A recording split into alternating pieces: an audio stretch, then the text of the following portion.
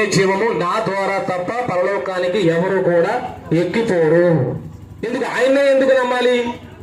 చాలా మంది చాలా రకాలుగా ఎంతో మంది ఈ లోకంలో 33,333,00,000 ఇలాగ ఎన్నో కొన్ని దేవతీ దేవతలు ఉన్నారు. కానీ వీళ్ళందరూ నమ్మకుండా వీళ్ళు ఎందుకు నమ్మాలి, మీరు ఎందుకు నమ్మాలని ప్రశ్న రావచ్చు. కానీ ఎందుకంటున్నారా, ఎవరు కూడా మరణించి తిరిగి లేచిన వారు ఈ లోకంలో ఎవరు కూడా లేరు.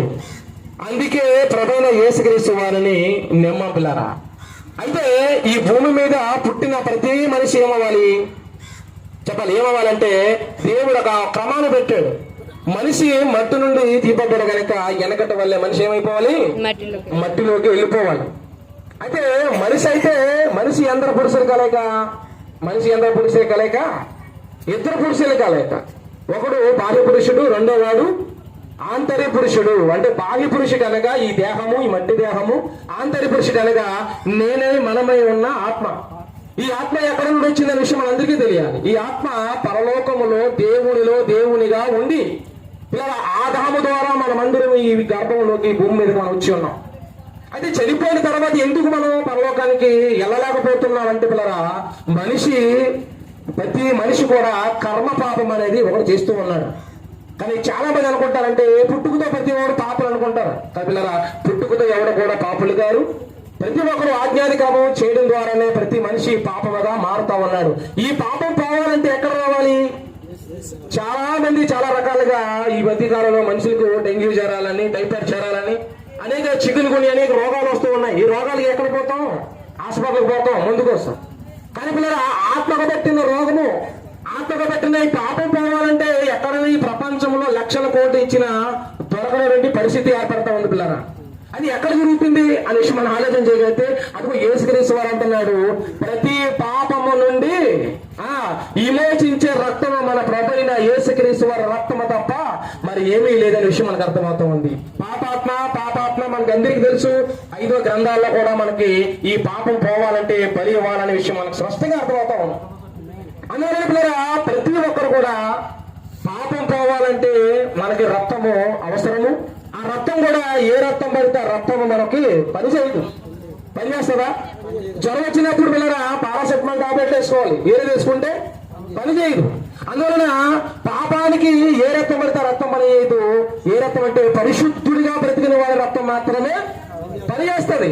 ఆ రక్తంలోనే మనకు కడగబడాలి. ఆ రక్తం ఎక్కడైనా దొరుకుతుందంటే ఏ మనుషుడు కూడా ఈ భూమి మీద పాపము లేకుండా, పాపము చేయకుండా బ్రతకలేకపోతున్నాడు. అదిగో ఒక యేసుక్రీస్తు వారు మాత్రమే ఈ లోకానికి వచ్చి నా యందు పాపం ఉన్నదని మీలో ఎవడు స్థాపించగలడు అన్నాడు పిల్లరా. అలాంటి మాట అనే వాడు ఈ లోకంలో ఎవరైనా ఉన్నారంటే లేరు.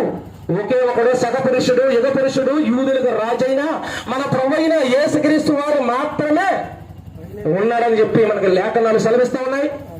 ప్రతి ఒక్కరు హిస్టారికల్ గా కూడా మీరు ఆలోచన చేయగలిగితే ప్రతి ప్రపంచం కూడా నమ్ముతుంది. బాగా డెవలప్ కంట్రీలు కూడా యేసుక్రీస్తు వారు నమ్ముతూ ఉన్నాయి. అమెరికా, ఇంగ్లాండ్, స్పెయిన్, అలాగే ప్రతి దేశం కూడా యేసుక్రీస్తుని ఖచ్చితంగా హిస్టారికల్ గా నమ్ముతుంది. ఎందుకంటే చరిత్ర ఆధారాలు వల్ల యేసుక్రీస్తుని నమ్మడానికి కారణం. కానీ మనం నమ్మలేకపోతున్న కారణం ఏంటంటే ఇదేదో అనుకుంటారు చాలా మంది, ఏదో మతం అండి, క్రైస్తవం ఏదో మతం అండి చాలా మంది అనుకుంటారు. పిల్లరా, ఇది మతం కాదు.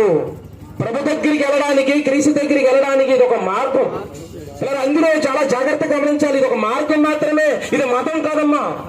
చాలా మంది అనుకుంటారు మతం అనుకుంటారు. మతం అనేది పిల్లరా, మతం అనేది బట్టలు చింపేస్తుంది. మతం అనేది చాలా గొడవలు పెట్టేస్తుంది. ఇది మతం కాదు, ప్రేమతో చెప్తున్నారు. పిల్లరా, మీరు చేయన్నా పోవన్నా ఏమన్నా సరే ఒక మాట తిరిగి చెప్పకుండా ఉండేవారు పిల్లరా ప్రభుని ఎరిగిన వారు. ఆ ప్రేమ మీకు చూపిస్తారు. ఎందుకంటే ప్రతి ఒక్కరిని పరలోకానికి తీసుకెళ్ళాలి. అందుకే అంటున్నారు పిల్లరా, ప్రభుని యేసుక్రీస్తు వారు ఎందుకు నమ్మాలంటే మనము పిల్లరా మన ఆత్మగా పట్టిన పాపం పోవాలంటే యేసును నమ్మాలి. యేసును నమ్మకపోతే వెళ్ళమంటే ఖచ్చితంగా యేసును నమ్మకపోతే పిల్లరా పరలోకానికి వెళ్ళే పరిస్థితి లేదు. అందుకే ఎంతో దూర ప్రాంతం నుండి, కాకినాడ ప్రాంతాల నుండి మన గ్రామానికి వచ్చి మన గ్రామాన్ని ప్రేమించి పిల్లరా వాళ్ళు నిజంగా ఈ వర్షాలు పడుతున్నాయి, తుఫాన్లు పడుతున్నాయి, మనకి ఈ రోగాలతో మొత్తం ప్రతి గ్రామం కూడా ఒక అంటివేదన పెట్టేసింది. అయినప్పటికీ వాళ్ళు అలాంటివి కూడా తెగించి మన గ్రామానికి వచ్చారంటే పిల్లరా, ఇగో మన శరీరాలు పెట్టిన రోగాల కోసమే మనం ఇంటి బయటికి వెళ్ళడం లేదు. కానీ వాళ్ళు మాత్రం ఎందుకు వచ్చారంటే మన ఆత్మగా పెట్టిన రోగాన్ని తీయడానికి కాకినాడ ప్రాంతం నుండి మన గ్రామానికి వచ్చి ఉన్నారు. ఆత్మకు బట్టి రోగం పోవాలంటే ఏం చేయాలి? అది ఒక ప్రభువైన యేసుక్రీస్తు వారు మాత్రమే నమ్మి విశ్వసించి మన పాపాలు పాలంటే ఆయన్నే నమ్మాలి. మరి జాగ్రత్తగా వినండి. విన్నవారు ప్రతి ఒక్కరు కూడా కళ్ళు మూసుకోండి. మీకోసం ఒక్క నిమిషం ప్రార్థన చేస్తాను. మీ హృదయాలు దేవుడు పరిశుద్ధాత్ముడు మీ హృదయాలను తెరిచింది గాక. ఆమేన్. ఒక చిన్న ప్రార్థన. మహాపరిశుద్ధుడా, ప్రేమగల మా కన్న తండ్రి, మీ ఘనమైన నామాలు శుద్ధులు స్తోత్రములు తండ్రి.